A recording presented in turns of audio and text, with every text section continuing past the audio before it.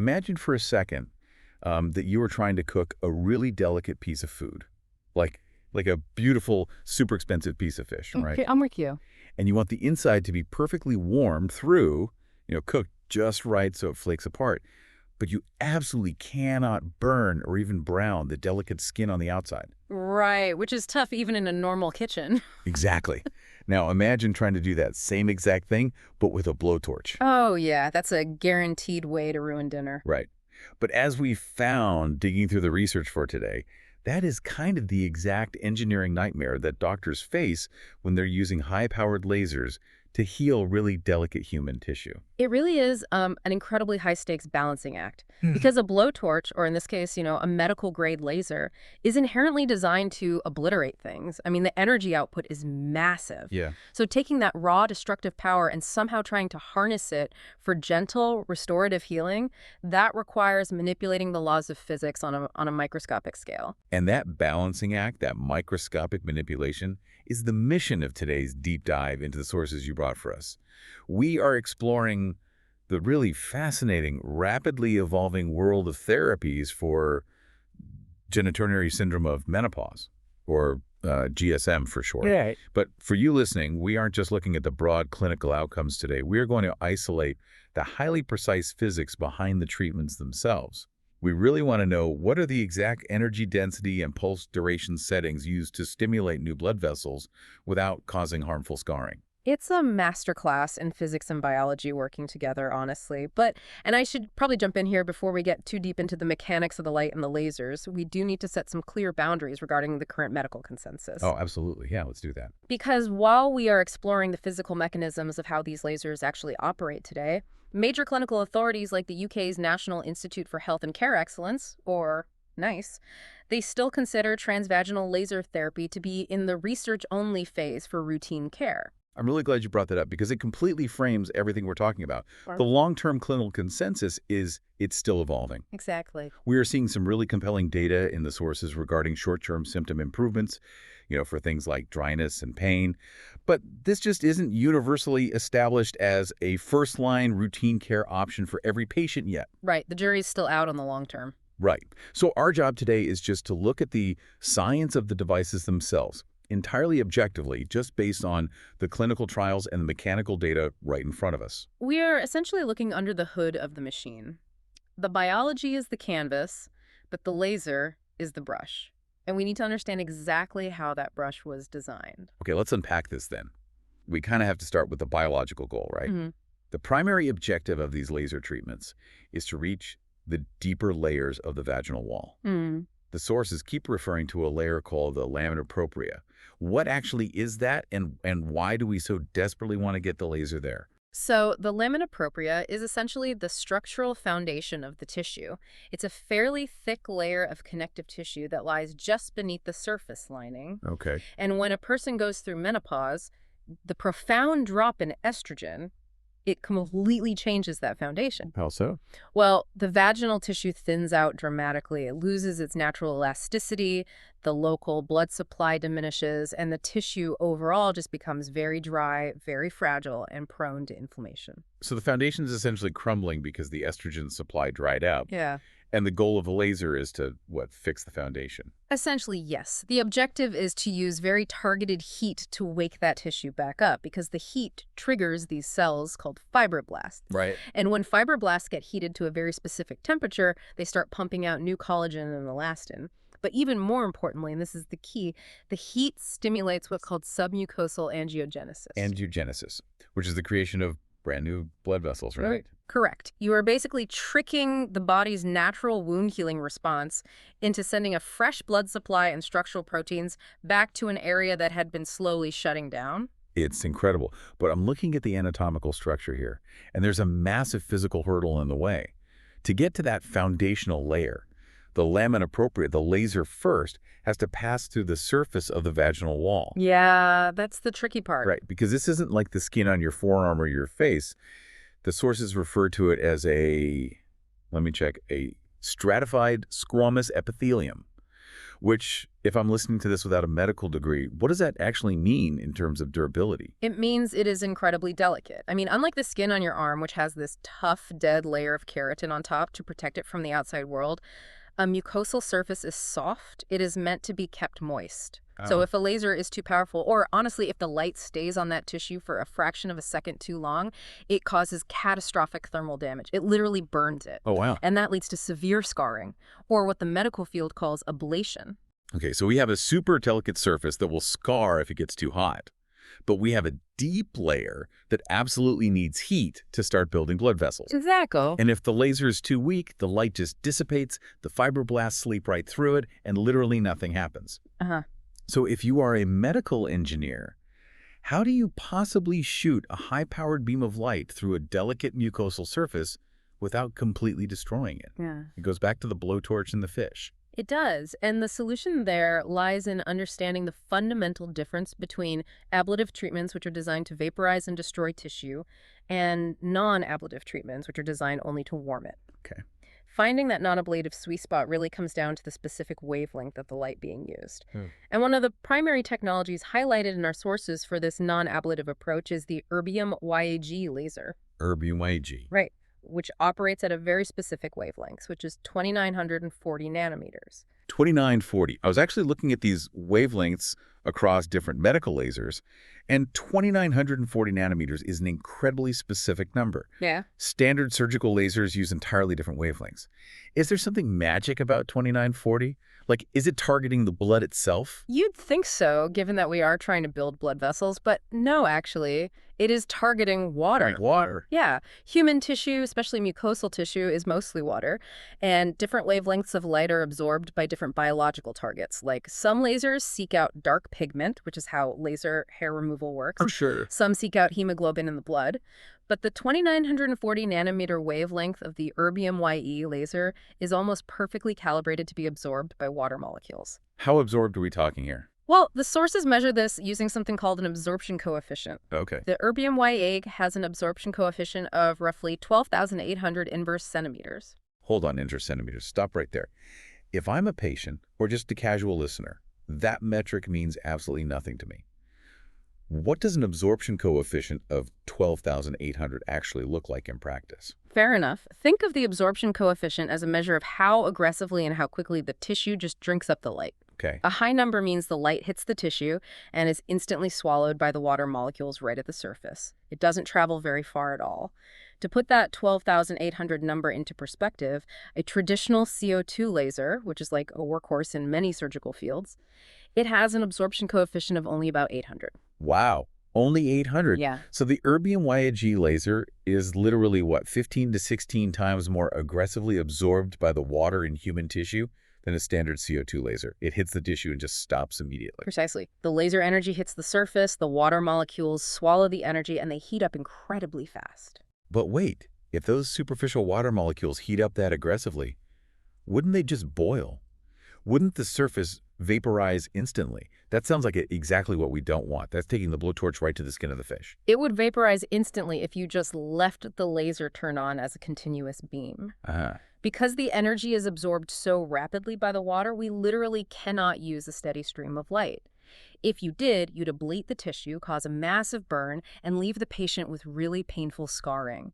So to get the heat deep inside without burning the surface, engineers had to stop thinking about power and start manipulating time. Time is a tool. I love this part. This is where the physics get really wild in the sources. They dive heavily into this concept of thermal relaxation time.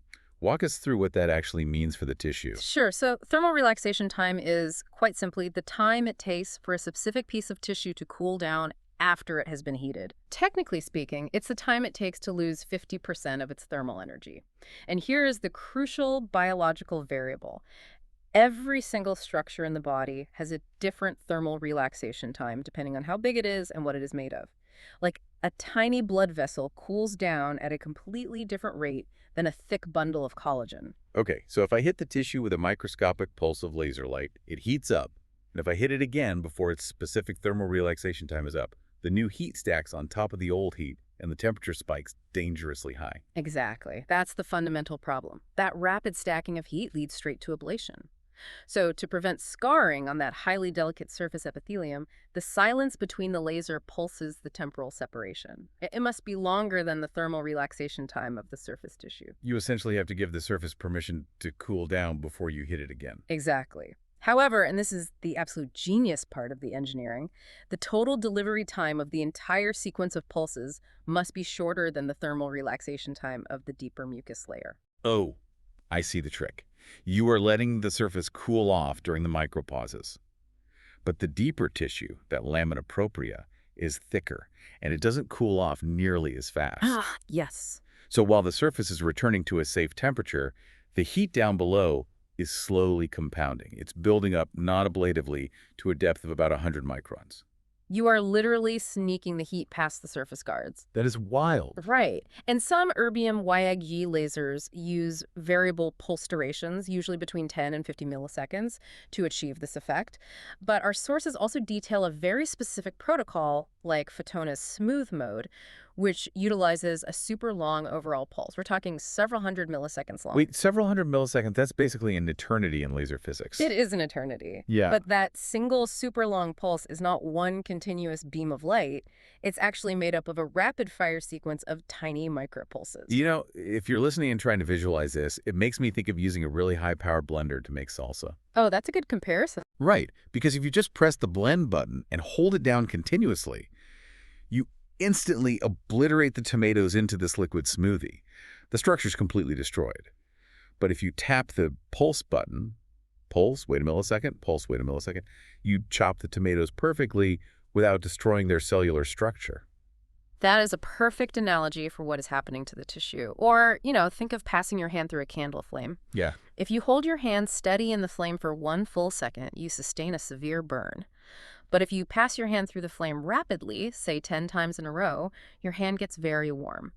The heat builds up in your skin, but the surface tissue never breaks down. Because it had those microseconds to recover. Exactly. By manipulating time down to the millisecond, they are safely delivering massive amounts of thermal energy. Okay, so pulse duration, that tapping of the blender button, that is the rhythm of the treatment. But a rhythm doesn't matter if the light itself doesn't have any weight or force behind it. Which brings us to the other major parameter in the sources, energy density, or what the physicists call fluence. Right. Fluence is the sheer force of the laser beam. It is measured in joules per square centimeter.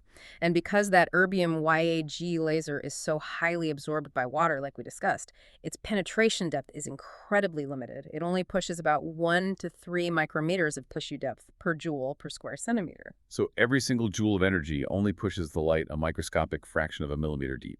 That sounds incredibly safe, actually. It sounds safe, yeah, but the line between warming and destroying is razor thin. What's fascinating here is just how incredibly narrow this parameter range really is. How narrow are we talking? Well, the clinical data shows that using an erbium YA laser at an energy density of just 5 joules per square centimeter is enough to completely vaporize the epidermis after just 4 passes. Just 5 joules will vaporize human tissue. It will. And if a doctor were to bump that setting up to, say, 8 or 12 joules per square centimeter, it only takes 2 passes to vaporize the tissue. The laser is highly efficient at destroying things if you aren't perfectly calibrated.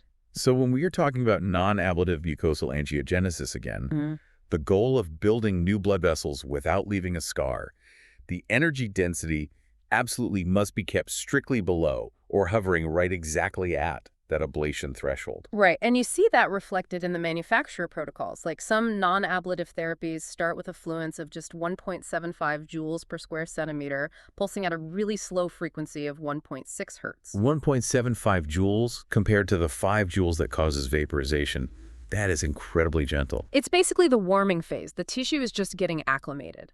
Then, depending on the phase of the treatment, the protocol might step that energy up to 10 joules per square centimeter to force that deeper thermal effect. But again, relying on the pulses? Exactly. It relies entirely on that rapid pulse rhythm to prevent the surface from boiling. And this incredibly narrow window of error is exactly why traditional focusing fractional lasers, the ones you might see in a normal dermatology clinic, struggle to achieve this specific outcome without causing accidental burns. Because in dermatology, like for facial skin resurfacing, you actually want a little bit of ablation, right? Yes, you do. You want the laser to burn microscopic holes in the face to force new, tighter skin to grow. Exactly. On the face, microablation is a feature, not a bug. But inside the body, on sensitive mucosal tissue, ablating those tiny holes can cause agonizing pain, prolonged healing times, and rigid scar tissue if the energy isn't calibrated perfectly. The non-ablative erbium YAG approach is attempting to get all the collagen-building benefits of the heat with zero holes. Which, honestly, sounds like a logistical nightmare for the person designing the machine. I mean, how do modern laser devices actually manage this incredibly complex math of time and energy to ensure the patient doesn't get scarred? If I'm a patient, I certainly don't want to rely on a doctor manually tapping a foot pedal, just hoping they hit exactly 1.75 joules for exactly 10 milliseconds. No, you certainly wouldn't want that. Human reflexes just aren't fast enough. That's why manufacturers have designed specific proprietary pulse shapes encoded directly into the laser software. If you're an engineer, you have to create technological hacks to control the physics automatically. Okay, let's look at a few of these engineering hacks mentioned in the sources because this is where the theory becomes reality. The first one they talk about is VSP, or variable square pulse technology. If I'm an engineer, why am I making a pulse square? Well, think about what a traditional uncontrolled laser pulse looks like. If you drew its power output on a graph over time, it would look like a bell curve. Okay. The power slowly ramps up, hits a peak in the middle, and then slowly trails off at the end. Right, a bell curve. That sounds like a pretty normal distribution of energy. It is normal, but it's highly inefficient for this specific job. Think about that slow ramp up at the beginning and that long trailing tail of power at the end of the curve. That energy isn't strong enough to actually stimulate the fibroblasts, but it is strong enough to heat the tissue unnecessarily. Oh, I see. Yeah, that trailing tail is wasted heat, and wasted heat leads directly to the thermal damage we are desperately trying to avoid. It's like leaving the burner on low after you've finished cooking. It's not cooking the food anymore, it's just drying it out and burning the pan. So how does VSP fix the bell curve? By chopping off the tail, VSP technology generates perfectly square laser pulses. On a graph, the power goes from 0 to exactly the desired peak instantly. It stays completely flat and constant for the entire duration, which is adjustable anywhere from 50 to 1500 microseconds, and then it drops instantly back to 0. Wow. It's a pure on and off switch, no ramp up, no trailing heat. It gives the operator absolute control over the thermal absorption. That makes perfect sense. Now, on the other side of the spectrum, the sources bring up something called the D-pulse or Dika pulse. And this one is often used with CO2 lasers that have been specifically modified for the vaginal mucosa. What problem is the D-pulse trying to solve? It's solving the problem of surface dryness. Remember, CO2 lasers desperately need water to absorb their energy, but a patient suffering from severe genitourinary syndrome of menopause often has a very dry superficial tissue layer. Right, the water is gone. Exactly. So if you hit it with a normal CO2 pulse, the energy doesn't absorb properly. It just scorches the dry surface. So if you are the engineer, how do you get past a dry barrier when your tool specifically requires water? What does a D-pulse look like on a graph? It looks like an L shape. It's a two-part pulse. The first part is this sudden, constant, extremely high energy peak. Okay. That massive initial spike is designed to rapidly punch through or gently vaporize that very superficial dry epithelium before the heat can spread sideways. Okay, so you use a spike of brute force to break through the dry barrier. And then what happens? What is the bottom of the L? Once the laser has instantly bypassed the dry barrier and reached the water-rich dermis below, the pulse shifts into its second phase, a much longer, lower peak emission. This long, low tail safely penetrates deep into the moist tissue. The heat spreads out gently, stimulating the ground substance of the matrix to build collagen without burning the superficial tissue to a crisp. That is brilliant. VSP uses a square to avoid trailing heat on moist tissue, and D-pulse uses a spike and tail to punch through dry tissue and then bake the layers beneath. Exactly. There is one more major engineering hack mentioned in the clinical data, and that's smart stacking. Right. Smart stacking is exactly what it sounds like. Instead of firing one massive high-energy pulse of light to try and reach a certain depth, the machine emits a rapid succession of smaller pulses, usually from 1 to 5 in the exact same microscopic spot on the tissue. Let me make sure I understand the mechanics here. If you fired one giant pulse to reach, say, a millimeter deep, the surface would just vaporize into a massive crater, right? Yes, the ablation channel would be huge and the scarring would be severe. So by stacking smaller pulses, you get this fractional approach. The first tiny pulse ablates just a microscopic bit of the surface. The tissue cools. The second tiny pulse goes a little bit deeper down that exact same microscopic channel. The tissue cools. Right. But the sources note something strange happens here. As you increase the stack level, say from 1 up to 5, the ablation channel actually gets narrower at the top, while the depth gets pushed further and further down. Why would the hole get narrower if you keep hitting it with a laser? Think of it like driving a thick tent peg into dry soil. You don't take a sledgehammer and try to drive it 3 feet deep in one massive swing. If you did, you'd shatter the wood and blow a massive crater in the dirt. Yeah, that makes sense. You tap it. With each tap, the surrounding dirt compacts and shrinks away from the peg, making the hole tighter, but allowing the next tap to drive the peg slightly deeper without disturbing the surface. When you stack laser pulses, the thermal heat causes the surrounding tissue walls to shrink and tighten up. Oh, wow. That shrinkage narrows the top of the channel, while the subsequent pulses continue driving the thermal energy deeper into the lamina propria. That is a phenomenal visual. And when we connect all of this physics back to the patient, this highly controlled thermal effect is precisely what promotes the wound healing response without the wound. Yeah. We are talking about genuine epithelial thickening, the production of elastin, and the creation of brand new type 3 collagen. Absolutely. And the patient achieves all of this without the morbidity, the agonizing pain, and the long healing times of an open surgical burn. It is the ultimate biological trick. And that immense precision is exactly why these devices have shown such promising short-term results in clinical trials for GSM symptoms, significantly improving lubrication, elasticity, and overall comfort for patients. Yeah. Though, again, as we noted at the top of the discussion, the broader medical community is still rigorously studying the long-term data to fully understand where this technology permanently fits into routine care. Right. It is still a developing frontier in medicine. But the physics behind it? That is already a marvel. To summarize for you listening, achieving submucosal angiogenesis, growing new blood vessels without leaving a scar, is literally a masterclass in applied physics. It really is. It requires exact energy densities, often kept strictly below that 5 to 10 joules per square centimeter threshold, and it requires perfectly timed pulse durations, ranging from microsecond square pulses to avoid trailing heat to hundreds of milliseconds of micropulsing, all perfectly calibrated to respect the tissue's specific thermal relaxation time. You are constantly balancing the sheer destructive force of the energy with the precise rhythm of its delivery. It is a microscopic, highly choreographed dance. It really is, like perfectly cooking the inside of that delicate fish without so much as browning the skin on the outside. Thank you so much for joining us for this deep dive into the research sources today. It has been a fascinating journey exploring the mechanics of this with you. We want to leave you with a final thought today. Something to mull over long after you finish listening. If manipulating thermal relaxation times and engineering specific pulse shapes can successfully trick delicate vaginal mucosa into regenerating its own blood supply and collagen without scarring, could these exact same pulsed heat principles one day be calibrated to reverse deep internal scar tissue in vital organs? That's the dream. Could a highly calibrated pulse sequence regenerate the blood supply in a damaged human heart, or heal severely scarred lungs without risking further damage? The physics are clearly there.